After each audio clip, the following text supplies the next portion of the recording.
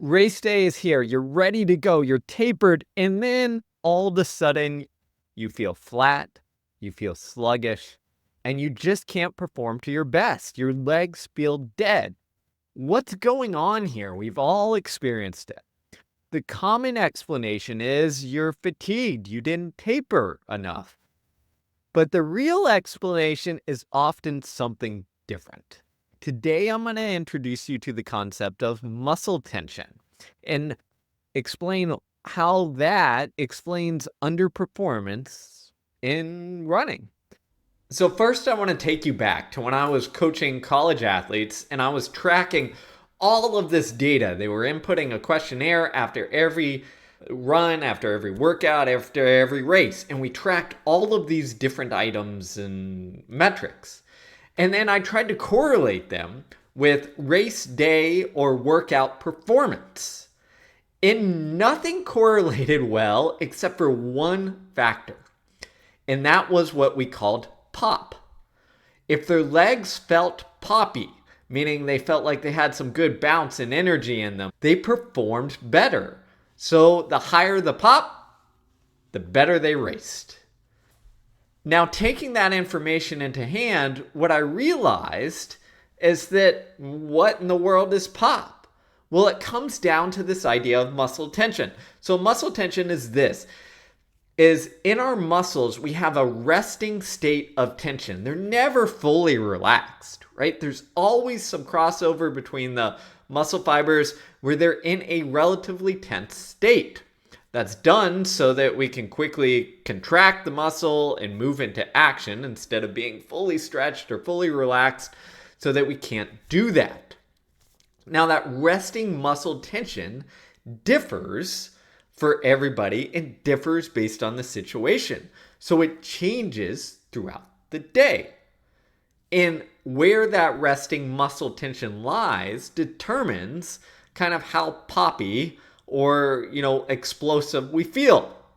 Think of it like an elastic band or a rubber band, right? A rubber band with lots of resting tension, you can pull it a little bit, stretch it, and it'll fling back. With no resting tension, it's kind of like a worn out rubber band. You pull it, doesn't spring back much, or it breaks. It doesn't work well, okay? The other way to think of this is you've probably experienced this if you've gone on a long car ride or a long flight in an airplane. You get up. What happens after sitting down for several hours? You feel tight. If you've ever tried to go for a run or exercise right after, you feel tight and sluggish and lacking pop. Why? Because when you're sitting, you generally your tension adjusts to be in kind of a shortened position for that long, and that adjusts the resting tension, and then you don't feel very responsive when you get off the plane or get out of the car. It's hard.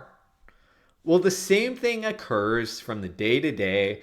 Our brain and muscles adjust that tension to make us feel more or less poppy or responsive. And when you show up on race day and you feel sluggish or flat, like there's no reactivity, what's happened is often it's not your taper. It's that you have low resting muscle tension. Now, how in the world did that happen? Well, here's a couple examples or a couple ways it does. Is in general, there are things that we do in training that decrease tension. And that's not necessarily a bad thing. As former elite athlete, elite runner, and now doctor Mary's Backen once told me, is that the key is to find ways to lower muscle tension on easy days because that helps with recovery because we're not tight and wound up, but then raise muscle tension on important workouts or race days because we need that responsiveness. Okay, so low on easy days when we want to recover, higher when we need to perform. The problem is that our training impacts whether we go high or low in terms of increasing or decreasing muscle tension. So, for example, longer runs or long, slow, easy runs tend to decrease tension.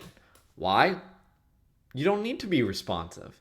You kind of sink into the ground. Your foot stays on the ground a little bit longer. The contractions are not fast. You're activating more slow twitch fibers than fast twitch fibers. You're not reactive, especially if you're a faster runner going easy. It tends to decrease tension. Other things that decrease tension, most kinds of massage, longer duration workouts, a lot of times tempo or threshold workouts, hard workouts with inadequate recovery. Okay, when we don't give our body enough time to bounce back, we tend to feel a little bit flat because we haven't allowed the tension to restore. Warm baths actually decrease the tension. And then running on super soft surfaces or soft surfaces. Why? The softer the surface, the less reactive you have to be. In fact, the less energy you're getting returned from the ground, and instead that tends to decrease our tension. Now think about those things leading up to an important race. Sometimes we do those things, right? We just go easy. We just jog around. We go slower. We do it on soft surfaces to protect our body. Okay? Sometimes we have some massage or warm baths as well to recover. All of those things decrease tension. So sometimes we self-sabotage. It's not to say you don't need to do easy runs or run slower or get massage. It's that if those things are part of your repertoire, then we need to do things that counterbalance that to raise tension going into the days leading up to a race. Now it's important here, there's individual variation. The shorter and faster the race, we tend to need higher levels of tension going into it. Right? For a 400 or 800, we need more responsiveness and reactivity than for a marathon, where we need to be a little bit more efficient, a little bit less reactive from the get-go. Okay, so what in the world increases tension? If you want to improve your mental game to boost your performance, I got you covered. My new book, Win the Inside Game, does just that.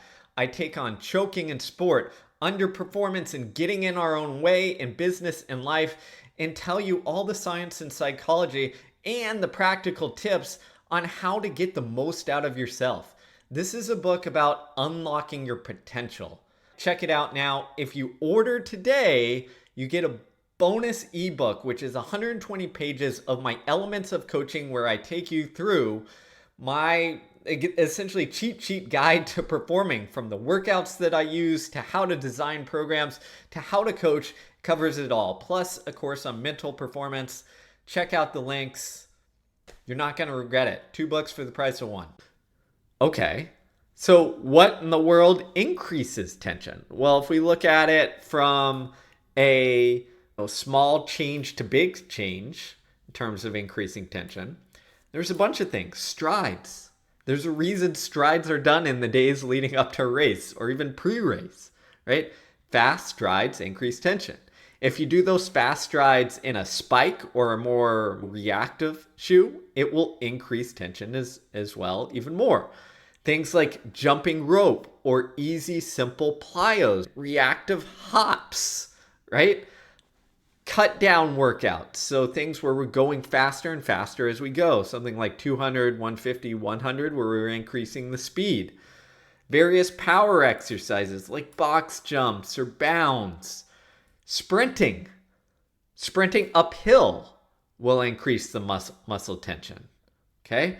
So if we look at those things, what we're doing is some of them come with risks, and those risks are often big. Think sprinting, right? If we do some sprints, it will increase tension, but we also might get some fatigue, both from muscle damage and neurological fatigue. So maybe we don't do sprinting. But then some come with maybe not as big of a change in tension, maybe like some hops or plyos or jump ropes or some relatively hard strides, but with lots of rest. Those we tend to get increases in tension without the fatigue that comes with it. So what we're trying to do here in the days leading up to a race is get that tension to the appropriate level on race day. How do we know what's appropriate level? As I said, it's going to differ for your event and your individual nature. If you're more fast twitch orientated, need higher tension levels. Slow twitch, not as high. The thing I'll tell you to do is experiment and pay attention. When do you feel best in hard workouts or workouts that simulate racing and on race day? What do you need your muscles to feel like? How responsive do you need? That gives you that indicator. And then what you need to do is in the couple days or week leading into the race, think, okay, what are the things that I'm going to do to slowly, probably increase my tension? Because generally we stay at a kind of lower rate when we're in heavy training, because that heavy training knocks down our tension, even if we bring it up for workouts. How do we increase that tension to feel that good pop on race day? For very different people, they're going to use different things.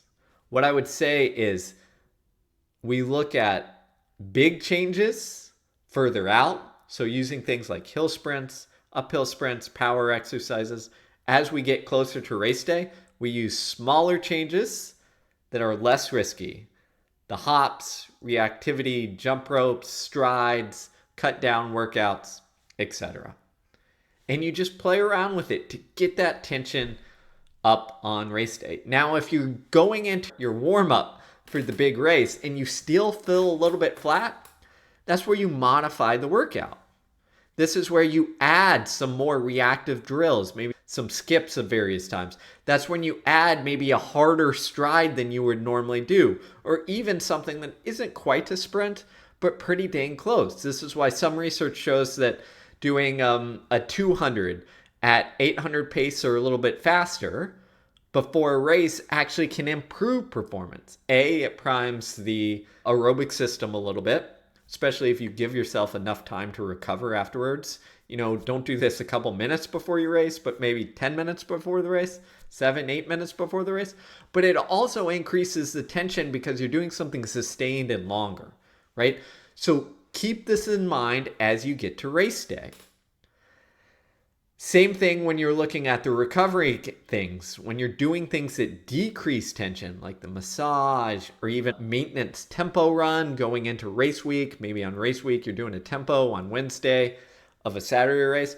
Make sure you're doing something to lift that tension back up. So after that tempo, maybe end with some 150 meter strides or hundreds or a cut down 200, 150, 100 to lift the tension after the tempo workout. Okay? It's just simple modifications. There is no exact science to this, but as a coach and then as an athlete, you want to pay attention as you get to race day. How much of a change in my tension do I need? Do my legs feel sluggish or do they feel good, reactive, and poppy? That tells you, do I just need to do some maintenance with some strides? Or does that tell you I need a big change? I'll give you one story before we end. Way back in the day when I was coaching high school athletes, I remember we had at the state championship in cross country, our top athlete had a rough performance, was supposed to be in the contention to win the thing and finished, I don't know, like 10th place. We ended up second as a team, and we all could have run a little bit better. We weren't supposed to win, but got second. But if our lead runner was first or second, we would have been within a handful of points of pulling off the victory. We talk it over, what went wrong. His regional race was perfect, killed it, won it. State meet, we're thinking same thing. He felt flat. You look into the days into it, we did some maintenance, kind of tempo aerobic work. We didn't do enough things to raise his tension, so he felt flat. So next week, we had the qualifier for the national championships, and he felt really flat. So what do? On Monday, we do a mile, relatively hard, maybe at 5K pace. And then we take a long jog, and then we do hill sprints. I think this was on Monday or Tuesday, I forget. But we do hill sprints. Why? I'm saying screw it. We need a big raise in our tension. We still got, 4 or 5 days out from the race. We'll recover from the fatigue. We need to jack that attention up. Guess what? We increased it.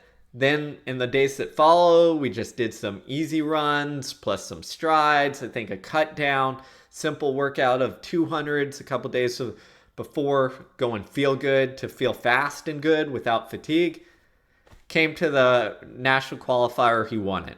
A couple weeks later at nationals, ended up, I think, top 10 in the nation or somewhere around that for high school. The point is, as a coach, sometimes we get it wrong, but it's our job to manipulate or pay attention to the muscle tension of how much pop they feel in their legs. This is why, as a coach, coming back to that survey I did years ago, that's why we track tension. I thought it mattered. The data showed it mattered a lot.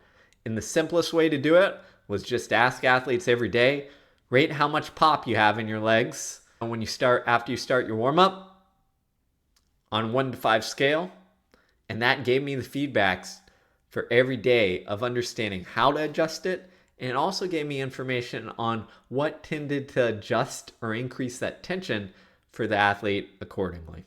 So there you go.